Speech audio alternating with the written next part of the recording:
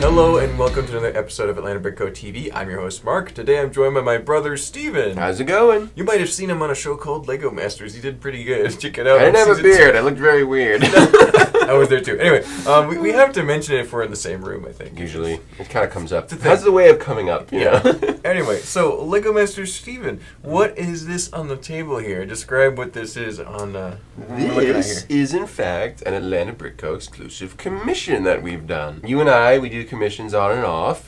Sometimes with the store, sometimes without, but we do quite a lot. Mostly with, you know. I've done big pirate ships. I've done Vegas chapels, other cool stuff like that. Done a bunch of stuff, and this is the newest one. Client saw a video of something like this. So this is from inspired off of the movie Mortal Engines, right? So it's a really cool aesthetic movie, very boring movie, I've been told, back from 2016. Apparently it'll put you to sleep. It has some cool concepts. Got some really cool aesthetics, cool concept, cool design, very cool design. And it's about driving cities that drive around in the wasteland, avoiding tsunamis. And they battle each other. And they sometimes get into conflict with each other. You know, that's kind of the premise of the whole idea. Yeah.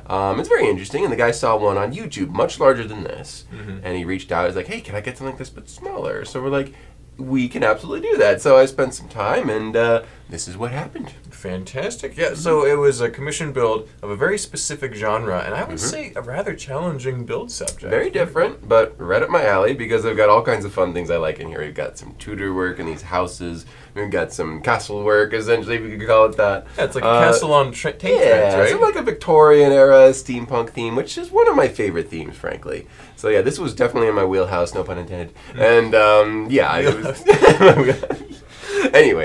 Anyway, this was a really fun one. I really enjoyed it. And it turned out exactly what I wanted. Now, one of the caveats, it needed to, or one of the criteria is that it needed to drive. So I'm not exactly a Technic guy. So we decided to grab a Lego set. I forget the name of it. It's one that flips over. So a Technic, the powered up kind of power control, with a remote control, has an app for this specific setup down here, so you don't have to worry about customizing an app or whatever.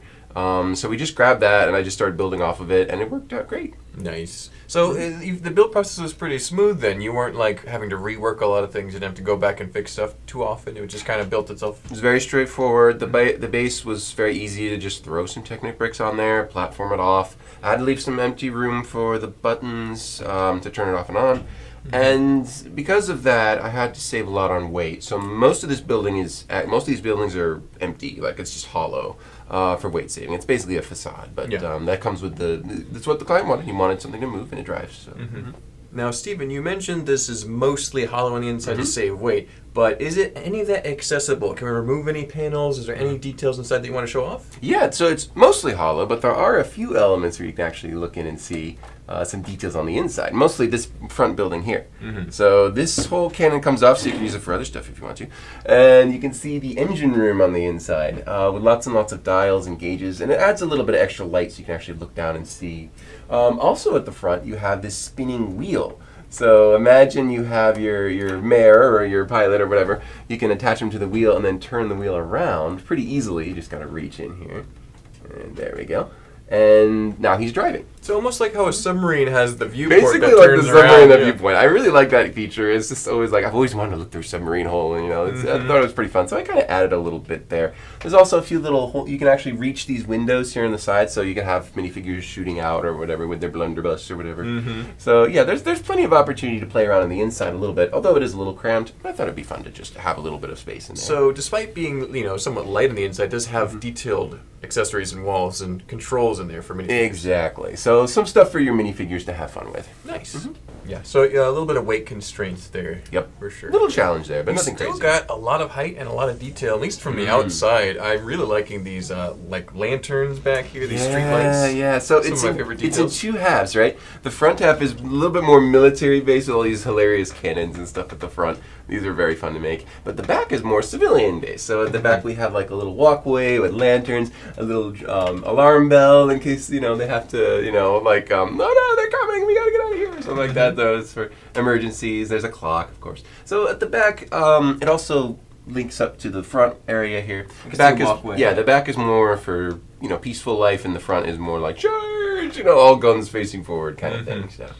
Very interesting, yes. And so, did you actually look up some reference art from Mortal Engines when building this, or was it kind of just a little bit? It's pretty easy to get the idea once you hear it. You need a big floating Victorian city with a little bit of your own flair. The client was downright perfect. Like he said, here's a reference, something like this, only smaller. Have at it. The more freedom I get with my commissions, the happier I am, honestly. Because Yes. that's like, all right, I can improvise. Because a lot of it is improvising. You gotta design a lot on the fly. Gotcha. Very cool. Yeah. And this has a lot of cool elements here. What were some of your favorite design elements that you got to incorporate? I already pointed out like the lanterns and some of the guns and stuff. What are some of your favorite touches here? Color. Color was one of my favorite parts. There's very little blue. There's only like a dark blue roof, and that's it. A little bit of violet up here. A little bit of violet. So a few little splashes, but mostly dark tan, brown, red, black, a few greens here and there. Very, very mild green colors. So I have a very, very warm tone for it. It kind of gives it an old school, vintage almost vibe to it. I really enjoyed that.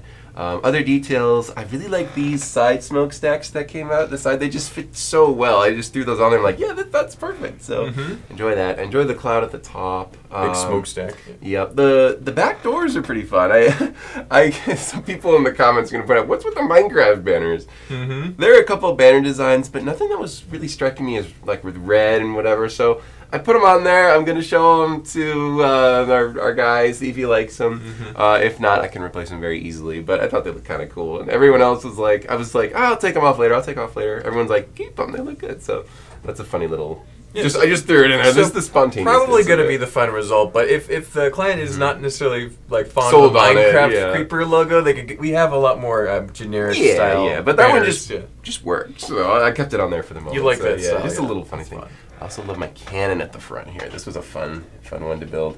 So I got lots of weaponry all over, but this is my favorite. So it turns very easily, and there's a larger gear turning a smaller gear, so the up and down is very, very fluid. So this top cannon here, the howitzer, is definitely one of my favorites of the bunch. That's cool. But yeah, all kinds of details to love, and that's the part of the commission. Yeah, one of my favorite details has got to be this drawbridge on the front and the way you've decorated the underside, so it looks reinforced and really strong. So yeah, I had to go back. The first draft was kind of plain, so I went back and made that a bit nicer. What's cool is that when you drop it, there's also a garage door. Yeah, rolling door as well. Rolling door as well. And on the inside, I threw in a dark green motorcycle. So, this is like a scout. He goes ahead to try and figure out, what's a safe pathway, or is there a river ahead, or whatever. So they got their own little scouting bike. They got their own infrastructure going on for, taking everything into account. But the flag turns around so it can fit very nicely in there. Nice. So, yeah. It turned out really fun. Very cool, Stephen. And go ahead. is this something that is... you said it's in your wheelhouse, but have you ever built a rolling fortress before in this kind of genre? Yeah. I've built plenty of the buildings like this for other stuff. Yeah. That was easy. Castles, right? Yeah. Castle, yeah. The former castle bro, So, yeah, this is definitely new, but it had a lot of familiar elements to it. Gotcha. So just putting it on a new platform with a little bit of new mindset, right? Yeah, an unorthodox approach to a theme I really like. So. That's awesome, Stephen. Yeah. And I've heard tell that we're going to see if we can meet with the client at Brick Fair, Virginia. That's the plan. In a little while, I think it's a month and a half, 2 months. And so we'll hopefully be able to document that process and the presentation of it. Hopefully they enjoy the creation. Hopefully. So that'd be pretty sweet. We'll see if we're able to capture that on film. But yeah, thank you so much for sharing your build, Stephen. Really excited to see you continue to make cool creations for Atlanta Brick Co. Oh, yeah. And if you guys in the comments are watching or are interested in something, just let us know. Maybe we can help you out. Yes, absolutely. We do commissions all the time. Just reach out to us at info@atlbrick.com. And with that, we're done with this video. So don't forget to like, comment, and subscribe. Let us know what you think of Stephen's awesome creation. What kind of creation would you like to see Stephen do next? He does stuff for his own stuff, too. I do lots of things. But yeah, anyway, don't forget to share this video with your friends. The more people that see it, the better. So, thank you guys. We'll see you next time. Get your brick on.